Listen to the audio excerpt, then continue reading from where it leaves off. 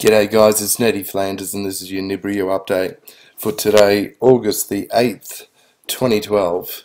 This is one of the planets that are orbiting NIBIRU. This is not the Sun, this is one of them. This is the one that you can see on the top left for those in Brisbane that have been taking photos of it. It's the definitely the top left one. This is prior to NIBIRU's sun rising. And this is a giant shot taken of it, and basically you can just see it just running there, and that's the noise you can see is the flickering. It gives it a pulsing effect. Okay, so I'll just go past that one, and I'll show you a couple of other things I think you need to know.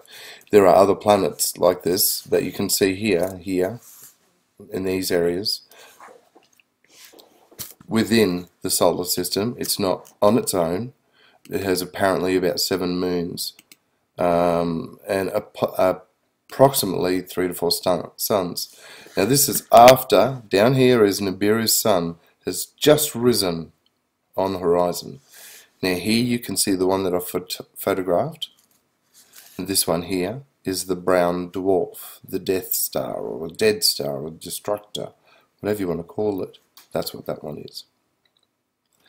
Now this being the sun, being able to see that, and the fact that these are out of our sight, that's where the concern is.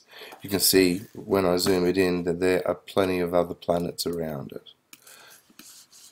You can see quite clearly that this is the top left one. I was calling it NIBIRU. This is the one that I think people are mistaking for one that looked an alternative planet. This blue one here. You can see the rest of the planets that are moons are surrounding this ginormous orbit system that's coming our way. Here are small planets. I'm just pointing them out very quickly. You can see another 2 there and a couple in the background. But the dark star that you will see in a moment is the real deal. Now you want to know the coordinates for you. I've been telling people for quite some time, you need to go to, this is what it looks like in the daytime, by the way. You need to go to, if you want to watch it at sunrise, you need to look at 41, 42 degrees northwest. And I've said it's left on about 13 degrees every day. Okay, so this is what it looks like in the daytime for my eyes. This is what I see. We zoom it in, we can actually see that it is an actual planet with the sun being shone on one side of it. See how it's got a half crest?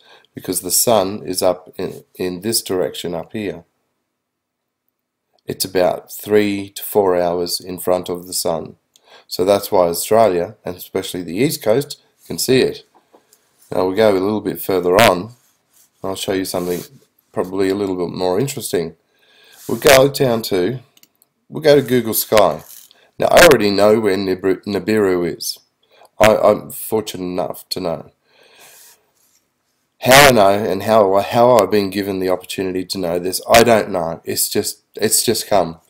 Type in these coordinates: 13 hours, 48 minutes, 0 seconds, and type in a comma, and then put -8, 24, apostrophe, 25, and you can see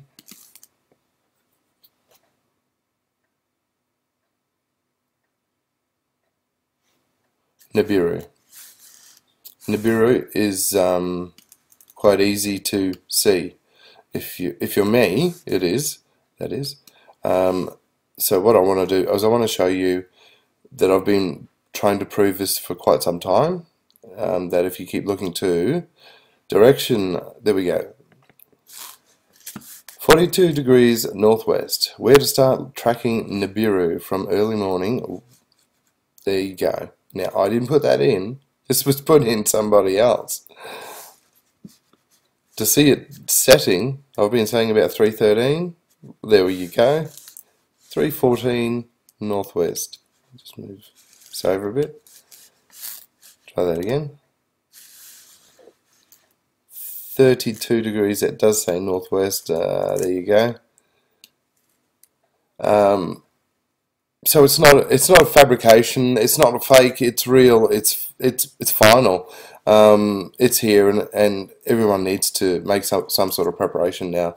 All I can say is the next 2 weeks is a big window where we may be experiencing a lot of earthquakes and volcanic action. We have Auckland, sorry, I think it's Auckland, North Island has had its volcano go off, which is the first time since the 1800s.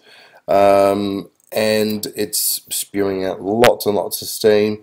We have a lot more activity happening everywhere. Now, the fact that apparently the military are evacuating all the coastlines in the USA, I didn't really want to have to put this information out, but I am. But the fact that they are is a bit of a concern. Maybe some people want to maybe make some preparations in the meantime, just in case. The other thing is the government have decided to change USGS calculations of magnitude of earthquakes and volcanic action, which is a bit of a concern because when you think about it, these are the major things we need to look for. It's happening everywhere. They've changed the Richter scale, they've -1 off it and turned it into, like a 6 is now a 5, so people don't panic. Well, that's just a bunch of shit, that's just really cruel. If you can't wake up to this information, I've brought you as much information as you possibly could need. I shouldn't need to have to give you any more information about anything, even HARP. I've harped it to death. It's not necessary to continue that. The other thing is, a lot of people have seen prior to these two here rise prior to NIBIRU's sun, and they are quite bright. Let me just zoom in on it. This is the one that's at top left. And this is the brown bugger of a thing that I think we're going to have some dramas with. But I'm really concerned with what's orbiting around it. If you can see, just slightly, you can see there's some more planets around it, and it's small objects around it. But yeah, that's what it looks like when it's when these two rise prior to Nibiru's sun. Alright, I'm going to leave it at that, guys.